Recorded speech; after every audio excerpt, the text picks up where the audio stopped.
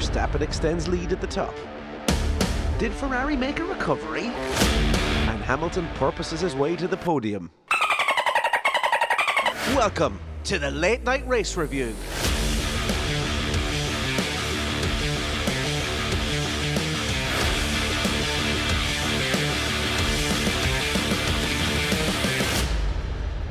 Thanks for joining us again here on another episode of the Late Night Race Review. It's Sunday, the 19th of June. I'm Dave Jericho. She's Eoin Scott, who will be assuming the role of a lawn chair for this evening.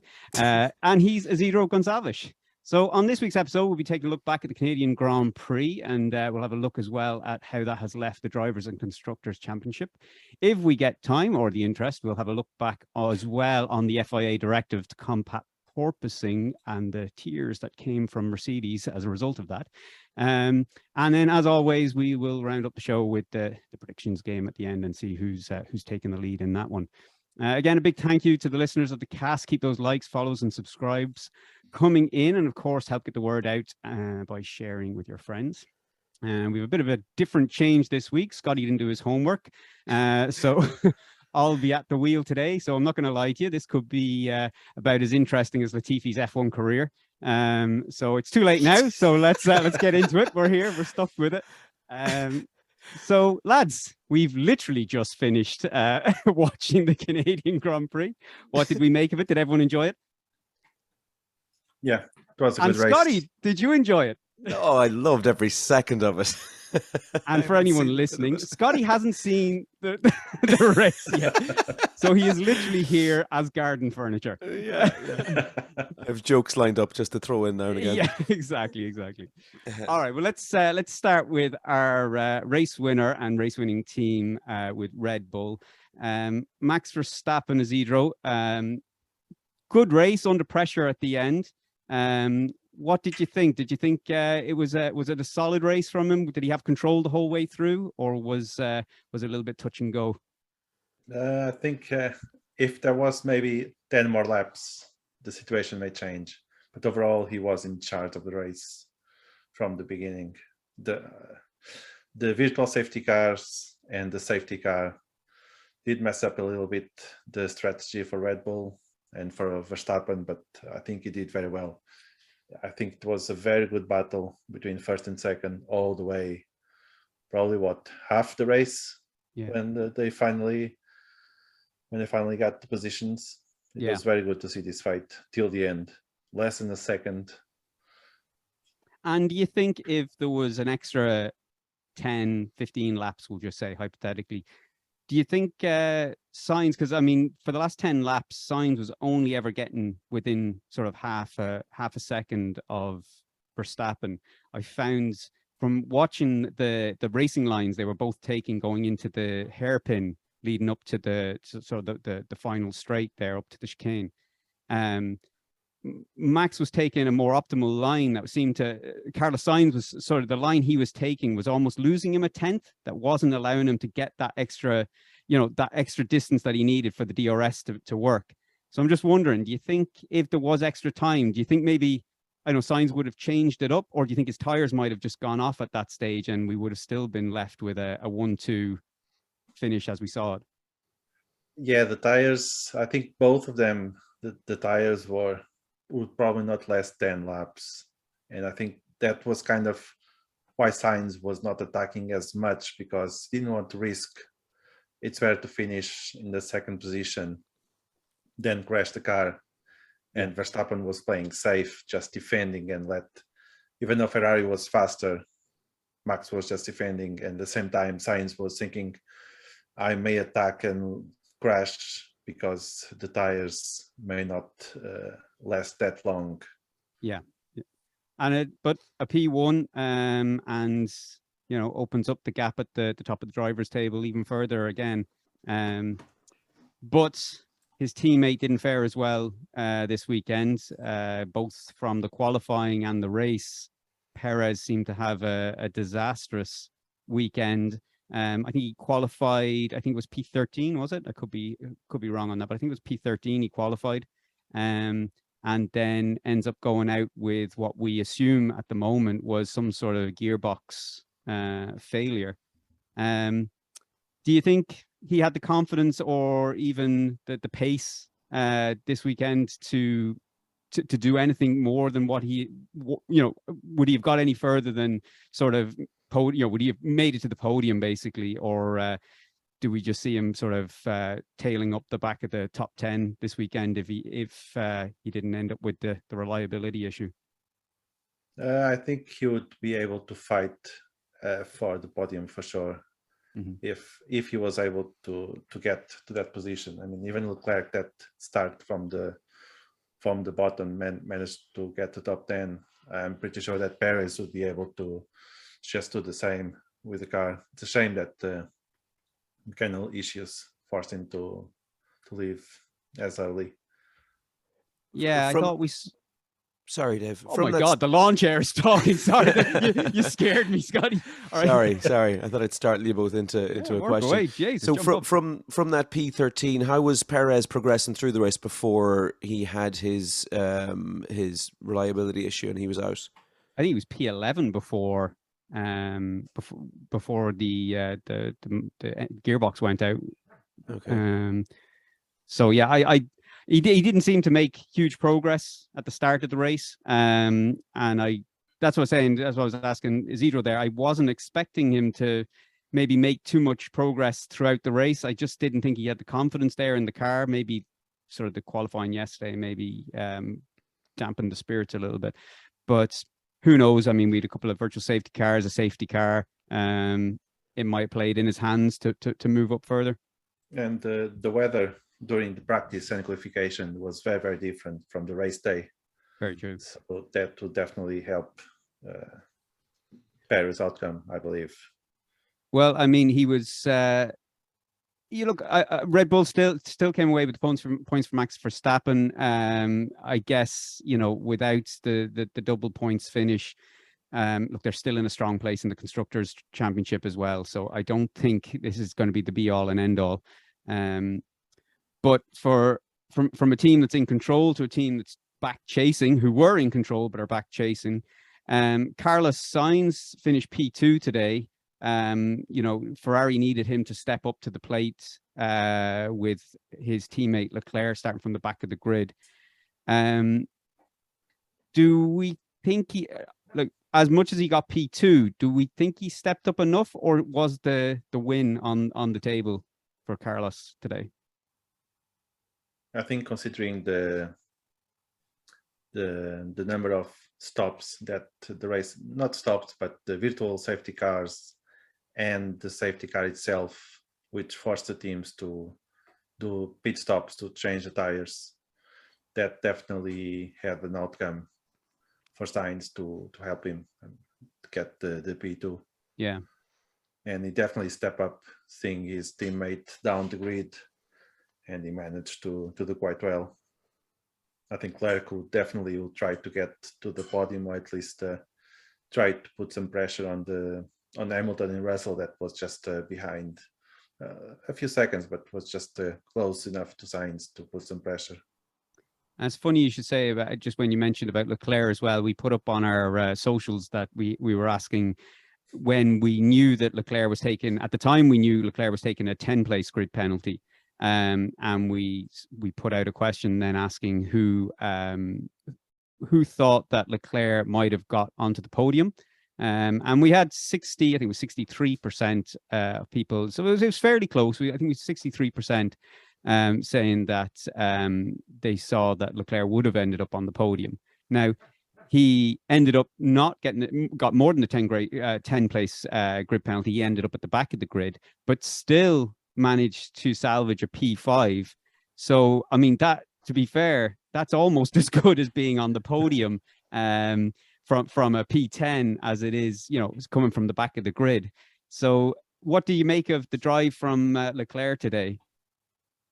He did very well, considering the problems he had throughout the weekend. And I think there was some delay in one of the pit stops as well, if I'm not mistaken. That's right. And yeah. I think that cost him, because he got out. He was expecting, I think he left the pit stop at the 16 behind Vettel, and he had to fight his way again to the point.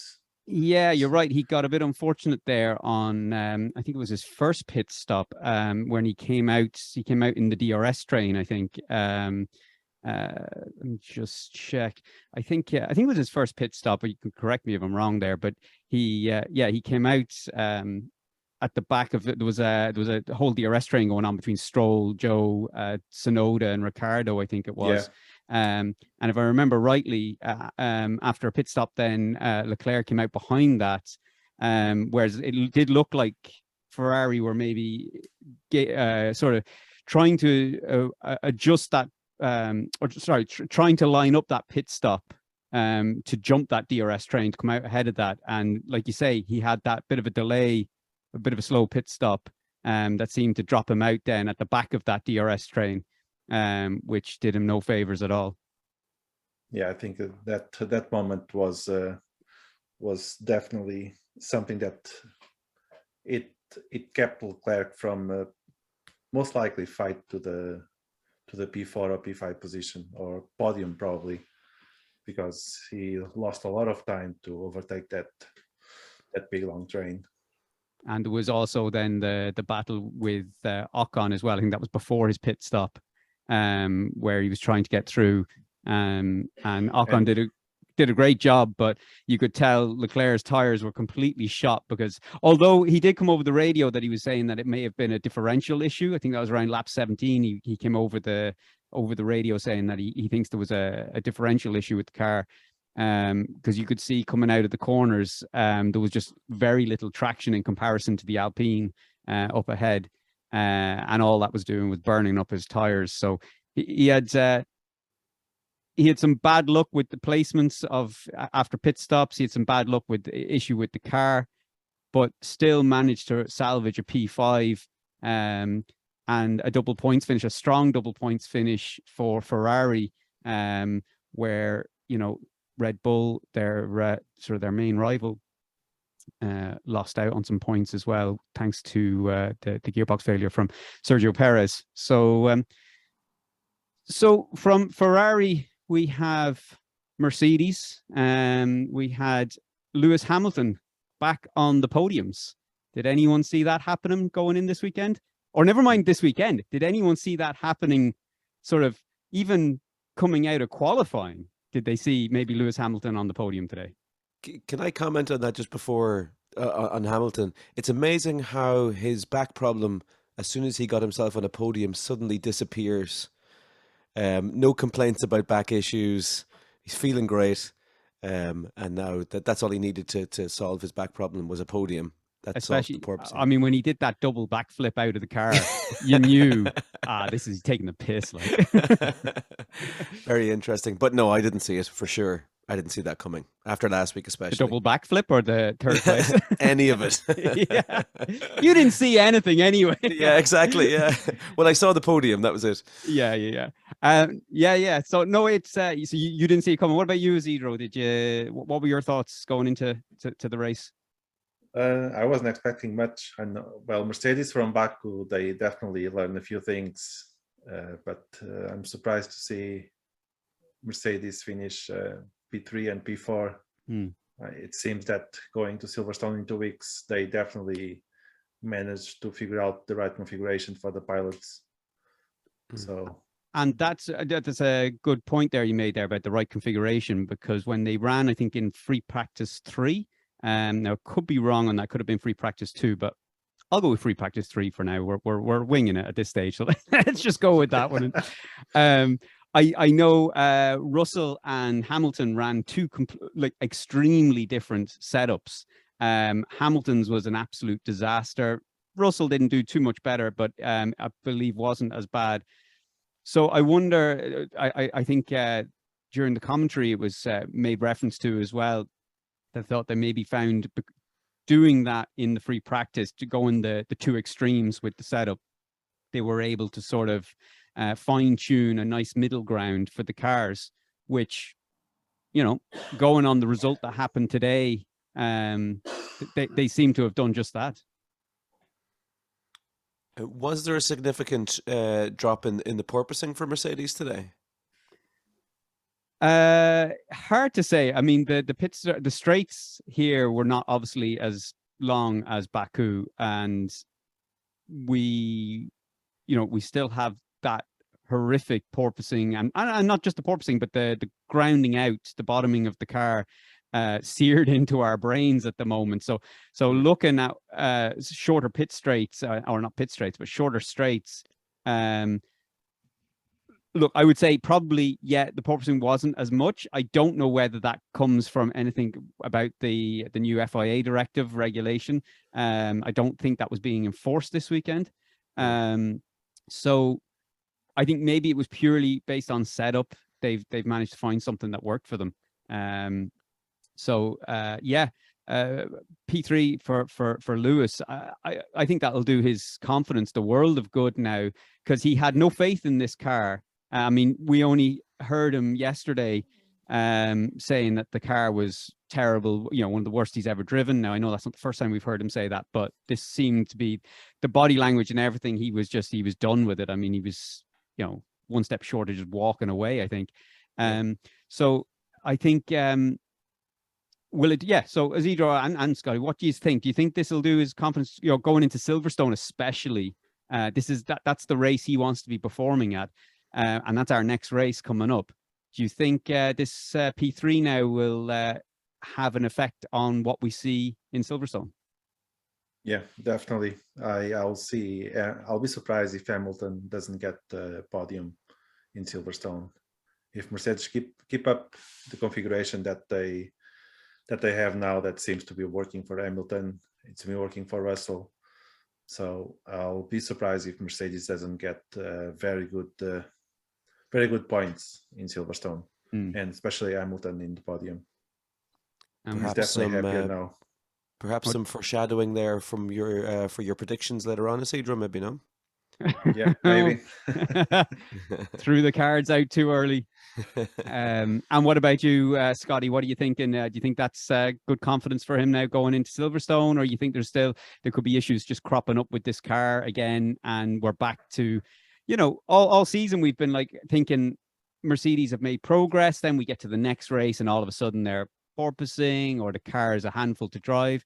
So do we see they've found a nice configuration setup and a bit of confidence from Lewis going into Silverstone? For this week anyway. Yeah, I don't know. It's been too inconsistent from Mercedes all season long. I see problems cropping up again. This car isn't fixed. There's no way this car is fixed. No, absolutely not. So I mean, you can't help but take confidence from a podium. But at the same time, I don't have faith that he'll get a podium at Silverstone, and that the car will be in any way fixed for next week. Yeah. And then on to Mr. Consistency himself, P4 finish for George Russell. A good drive, and I mean, again, he's the only driver in the whole grid who has, I think, finished every single race, or has got a point finish, isn't it, in every single race? So P4 keeps him under that P5 cap that he seems to have labeled himself with. What did you make of the race from George today, Scotty? Isidro. Yeah, go on. Sorry, Isidro. It went unnoticed. It did. Between the battles between first and second, and the battles for the points, between the Stroll, Ocon, Ricardo, George Russell race was very, very good, solid. And it went unnoticed that he did a very good race. So I imagine in Silverstone it will be a tight battle between Hamilton and Russell. Yeah, I'm sure that battle is approaching Mercedes, and I'm sure they are noticing that. Yeah, and they probably won't be too inclined to give any sort of team orders in Silverstone, because I mean, they're both British drivers. They're both going to want to win their home race, and I think even if team orders does crop up, I think there'll be delayed reactions to those team orders, I think. But with Mr. Consistency, I mean, even though his drive went unnoticed, he's still P4 in the driver standings. I mean, he's now only 15 points off Leclerc. So, I mean, let that sink in. We had Charles Leclerc, who we thought, this is a title contender. This is a guy that's going to, possibly snag the title from Max Verstappen. And here we have Mercedes, where all season long we're talking about how bad they are. They can't get anything right with the car, blah, blah, blah, blah, blah. And he's 15 points off Leclerc going into their home race in Silverstone. So take what you will from that. Have you noticed how Russell tends to have this knack of finding himself in a position in races from the start of the season where you tend to not really notice what's going on? He's had a few flashes of overtaking people here or there, but he tends to find himself in these positions where he just does his job consistently well without really hitting anyone's radar, and he's consistently getting points. Yeah, he's doing well, and he's like that. He's getting consistent points, keeping him up there in the table. So, I mean, long may it continue for Mercedes, because if they do get any sort of stability or when I say reliability, obviously their car is reliable, but I mean reliability from a setup standpoint. I mean, Russell's going to start scoring more points than he is. I mean, whatever about being consistent, 4th and 5th. If they get that car somewhat better, even 10%, 15% better than what it is, I mean, he's going to be challenging for podiums every weekend. Then at that point, just imagine for a second George Russell and Lewis Hamilton in last year's Mercedes car. Well, that's what we all hoped. That's what I hoped. I mean, I'm not a big fan of George Russell from a personality standpoint, but really, I hadn't noticed that you had a thing about that. Yeah, Mr. I do you a favor doing an interview, but I was like, he's a phenomenal driver, so I was expecting a lot from him this year. But look, who foresaw Mercedes having the issues that they're having at the moment? But he's still showing that he's an outstanding driver, producing the results that he is at the moment.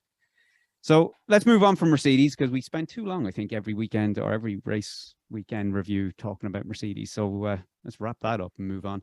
I want to kind of talk about Haas, who I know they had a fantastic qualifying. Granted, the weather maybe played into their hands a little bit, but my God, what a difference a day makes. I mean, you came back at the start of the race, are challenging Lewis Hamilton, knocked off a little bit of his front wing, which obviously came back to haunt him a little bit later on, which then saw him drop further and further down the pecking order, possibly the famous Haas knee-jerk reaction decisions. Do you think, Isidro, there was a better recovery drive possibly on for Kevin Magnussen, or do you think that the performance we saw yesterday was purely just weather-based and they just didn't have the dry weather either setup or pace to sort of compete for a points finish even today? I don't want to talk about bad luck, but I think for Haas it was a mix, a bit of both. The weather helped them, but then that was it. The fight at the beginning with Magnussen and Hamilton, it was promising, but as soon as the Haas went to the pit stop, that was the end game for them to get the points. And then Schumacher, poor old Mick. he was doing well. I mean, we all got, at least I got surprised with the P6 in the qualification. Yeah, for Mick Schumacher, and he was doing well at the beginning of the race. I mean, he dropped 2 positions. He got 1 up. He was in the points until he got out with the mechanical issues. And yeah, it's a pity. At least I didn't lose any money. The car didn't crash the car this time. Yeah, well, that's true. The old torpedo was holstered for today.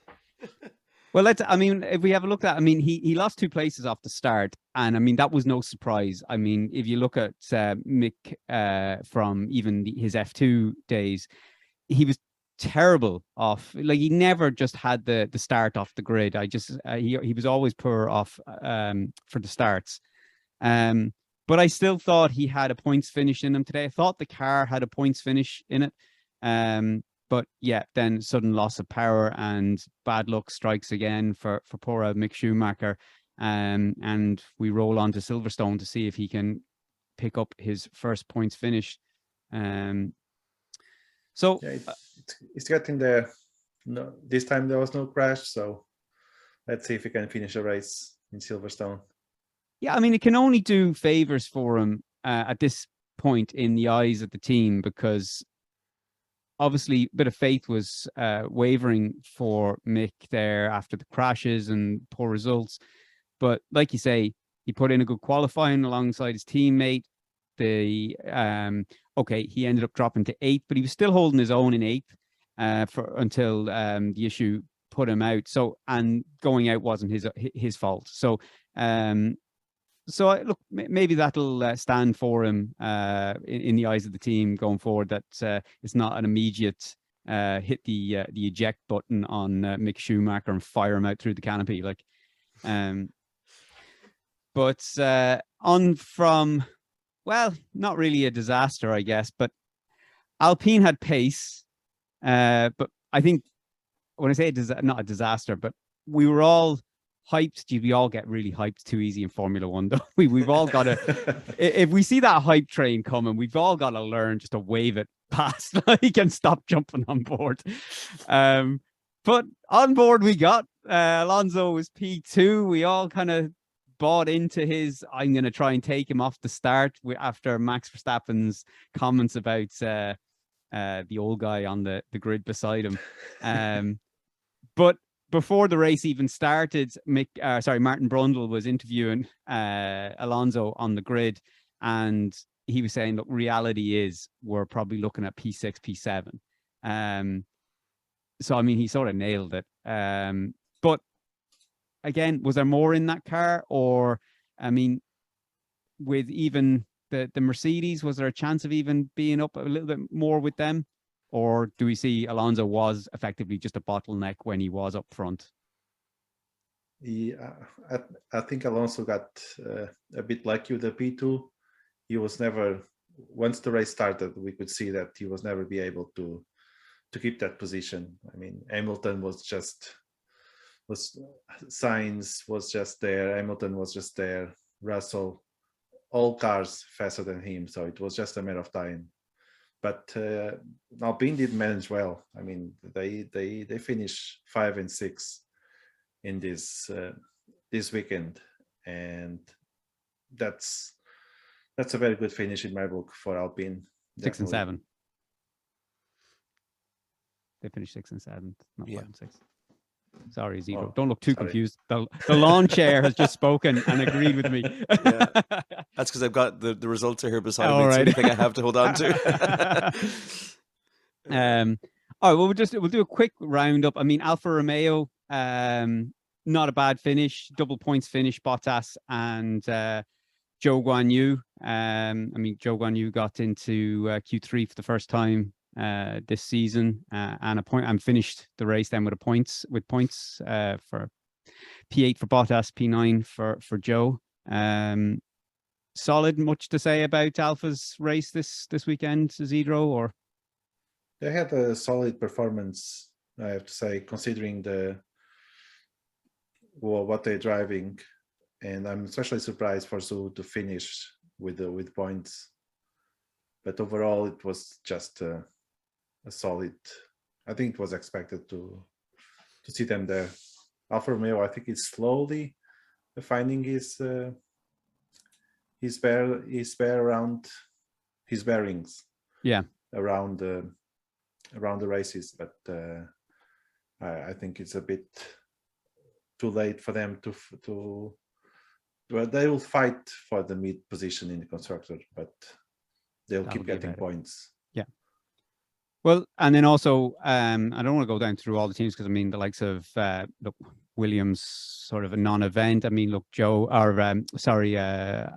AlphaTauri, we had Tsunoda, who was sort of instrumental to the race in some ways with the red flag. McLaren, again, sort of a non-event for them, really, especially for Daniel Ricciardo. I mean, he got P11, but a bit of a non-event for him. He got stuck in a DRS train for pretty much 80% of the race. But on McLaren, I think they mess up. I think Ricciardo could have finished in top 10 if it wasn't for the McLaren team. That pit stop that he got delayed, they put the wrong tires, they switched the left and the right or something like that, and that cost a lot of seconds to Daniel Ricciardo.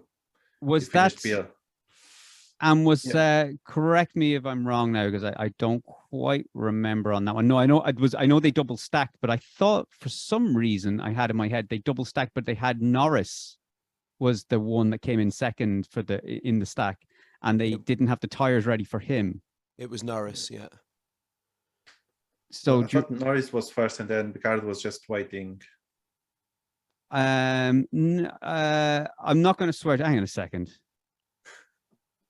I have my notes here. Race notes. Ted Kravitz ain't got nothing on me. Actually, he probably does, because they probably make a little bit more sense than my notes made here. I have literally lap by lap that I have to go through. Let me see. Roughly what lap was that on that pit stop? I don't put numbers. That's all right. That's all right. I don't use numbers to count. Yeah, we don't need numbers in this place. Where we're going, we don't need numbers. Yeah. All right, let me just have a quick hit. All right, yeah. So we had. All right, here we go. We found it. Yay. I think you're right. All right, so it was lap 20. Good Lord, my mic's falling down as well. So it was lap 20. It was Schumacher went out with loss of power, the virtual safety car, and then Norris they stacked Norris and Ricciardo, but it was Ricciardo that came in first. Norris was the stacked driver, and they didn't have the tires ready. I think they put on the wrong tire first. They put on one hard tire, I think, on the front left, and then he came back out on medium tires by the time the whole kerfuffle was finished in the pit stop. Plus, as well, on top of Norris's woes, I believe they reckon that they were down by possibly 0.3 due to the using the old engine. So they reckon they were down on power, but that was causing about a 0.3 per lap loss. So there you go. Not a lot happening for Norris today. He was non-existent as far as I can see. You were non-existent today.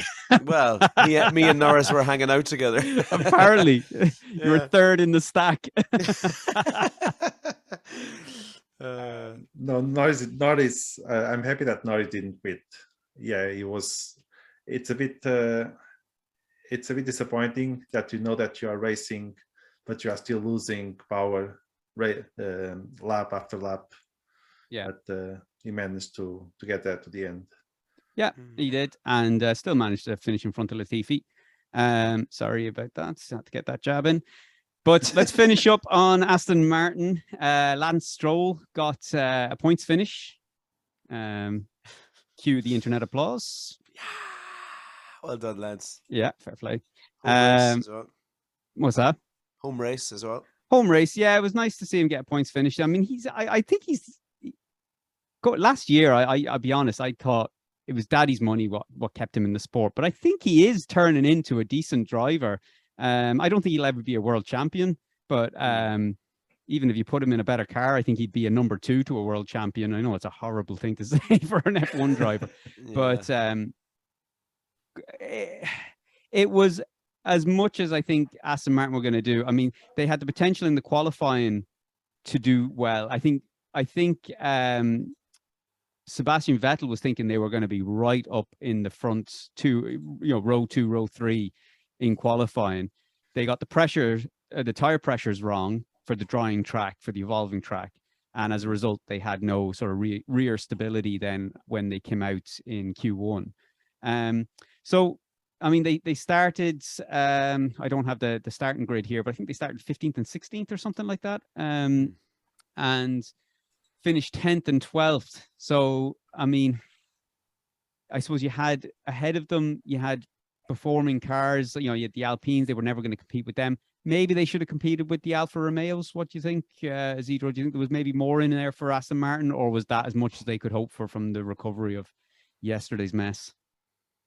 Yeah, I think their battle is more between us.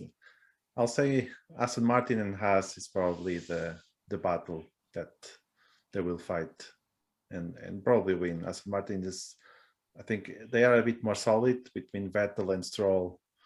I think they can manage to get points and get over Haas. Now, if Alfa Romeo, I think it's a bit, they are doing a bit better than Aston Martin. They will not get there. Yeah. All right. So let's move on to the driver and constructors standings. I don't know who takes what, but I think I'll take the driver standings, and Scotty, you'll take the constructors. Sure. Let's do it. All right. So no surprise, no change. Position 1 is still Max Verstappen, who has stretched his lead now with 175 points. Second is Sergio Perez, fall behind a bit after his DNF today, 129 points. Leclerc, recovery drive, but still only 126 points, but still 3 points behind Perez in second. George Russell then in fourth, 111 points. Sainz in fifth, 102. Sixth, Lewis Hamilton, 77. Seventh, Lando Norris on 50. Eighth, Valtteri Bottas on 44. Ninth is Esteban Ocon on 39 points. 10th is Fernando Alonso on 22. 11th, Pierre Gasly on 16 points, should I say. 12th is Kevin Magnussen on 15 points. 13th is Daniel Ricciardo on also 15 points. 14th, Sebastian Vettel on 13 points. 15th, we have Yuki Tsunoda on 11 points. 16th, Zhou Guanyu, 3 points. 17th, Alex Albon on 3 points. 18th, Lance Stroll on 3 points. 19th, poor Mick Schumacher still on near nil points. And still the reigning champion in 20th, Nico Hulkenberg on 0 points, which can only mean bringing up the tail in 21 is Latifi on nil points. The soon-to-be bin lorry driver somewhere in Canada. yeah, exactly. Mr. Latifi. All right, Scotty, give us the constructors. All right, here we go. Not much movement in the constructors this week. In number 1 with a bullet on 304 points, Red Bull Racing. Imagine if I said Williams there. Williams Racing, number 1. Red Bull up the top at number 1. Ferrari number 2 with 228. Mercedes just behind them there on 188, 100 points in the difference. Number 4, McLaren, which I'm surprised to see up there. They're still gathering points. 65 points they're on in 4th. Alpine just behind in 5th with 61 points. Alfa Romeo in 6th with 47. AlphaTauri with 27 points in 7th. Number 8, Aston Martin with 16 points. Haas F1 team in 9th with 15. And coming up in the rear, Williams with 3 points. Or should I say Alex Albon with 3 points. Lovely, lovely, lovely. All right, everybody, let's get stuck into the predictions game. Let's see what our score so far. We have myself on 4 points. Scotty, you've been gaining slowly but surely on 3 points there. On. And Isidro on 1 point. Not bad, not bad. I think Isidro was you got the 1 point. Oh no, it was your second race and you got the point. So not too bad, not too bad.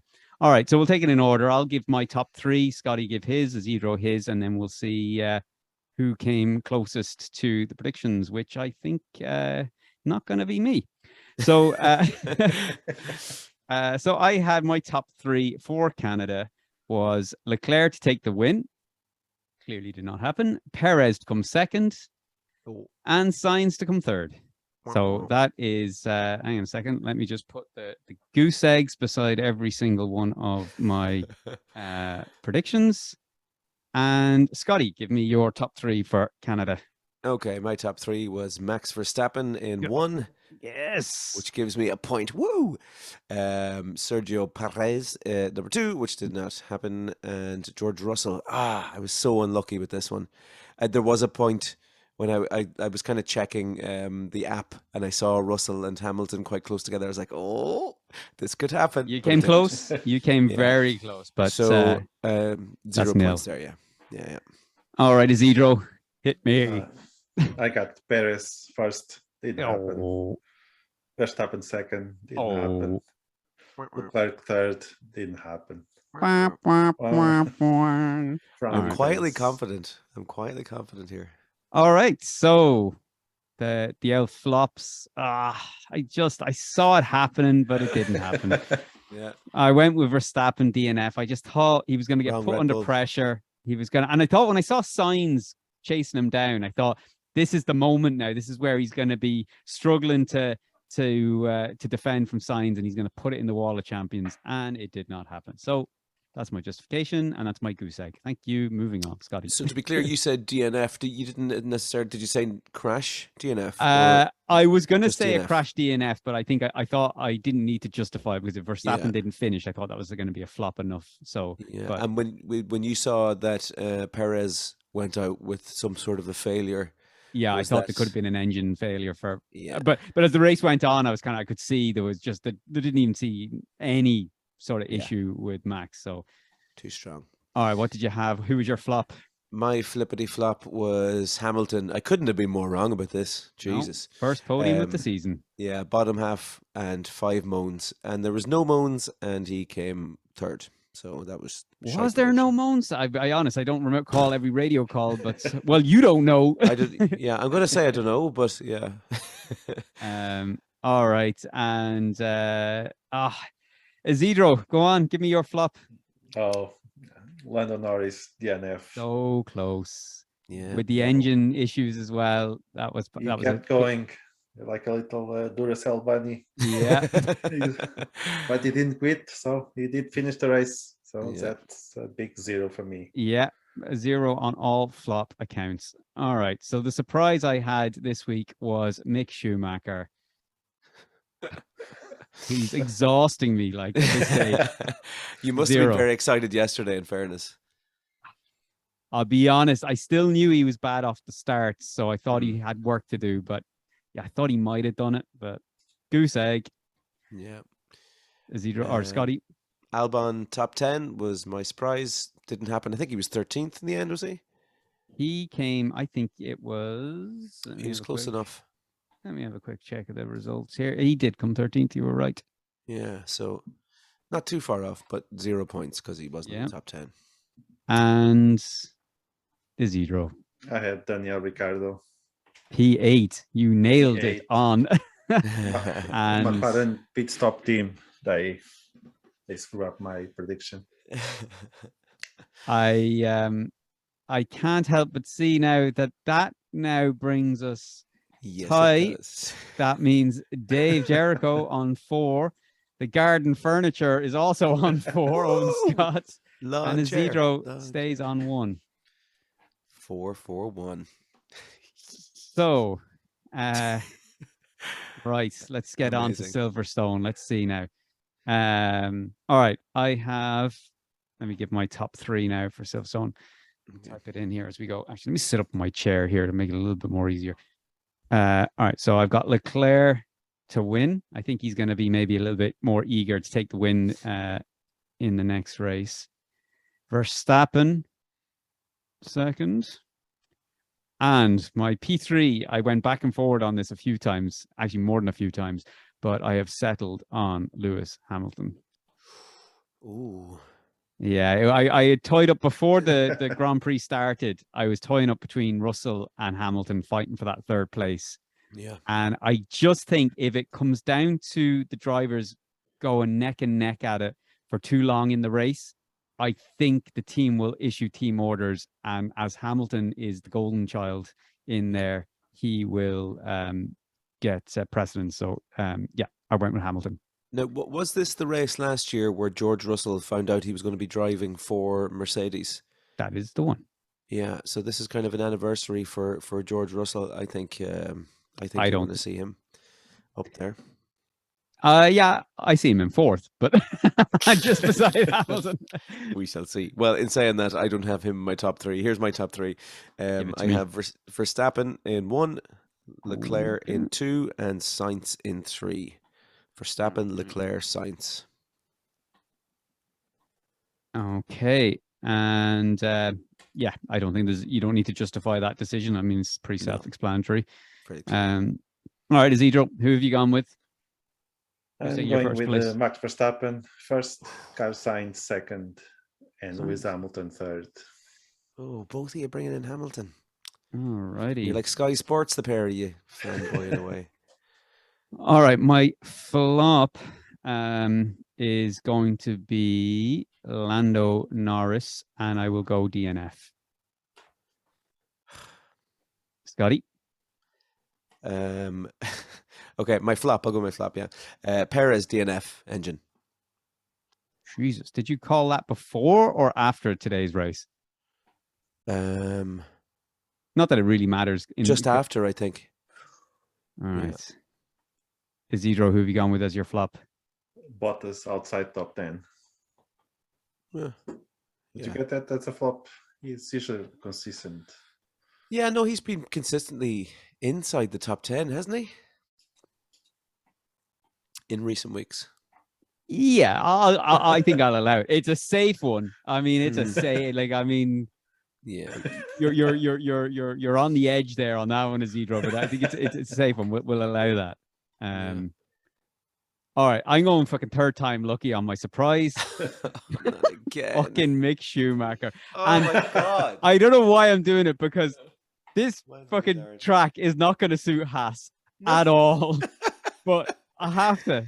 I've stuck with him 2 races in a row. If it doesn't work out this week or at Silverstone, then I'll move on.